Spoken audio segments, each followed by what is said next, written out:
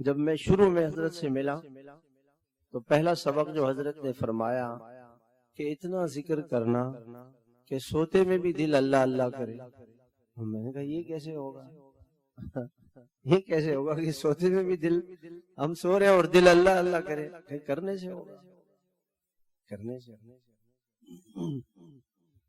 ایک مولوی صاحب نے فرمایا کہ ہم مولانا نظر الرحمان صاحب جو ریونڈ میں ہمارے بزرگ ہیں، وہ سو رہے تھے کمرے میں، اور سو رہے تھے اور ذکر کی آواز آ رہی تھی. کہ ہم حیران ہو گئے کہ ہم نے تو حضرت کو سلا دیا تھا، یہ ذکر کیسے آ رہا ہے؟ کہ ہم نے دروازہ کھولا تو دل اللہ اللہ کر رہا. وہ سو رہے تھے، وہ دل اللہ اللہ اللہ اللہ، دل اللہ میں مشغول.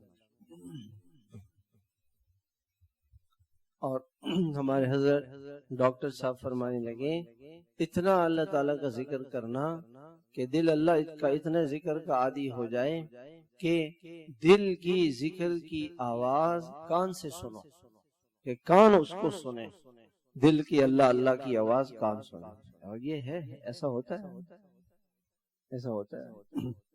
دل جب ذکر کر رہا ہوتا ہے تو کان اس کی آواز کو سنتے ہیں. محنت کی بات.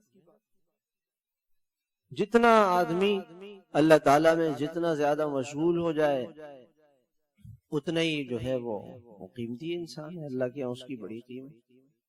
تو اللہ کے نبی علیہ الصلوۃ والسلام نے فرمایا کہ تیری زبان اللہ کی یاد سے تر رہے.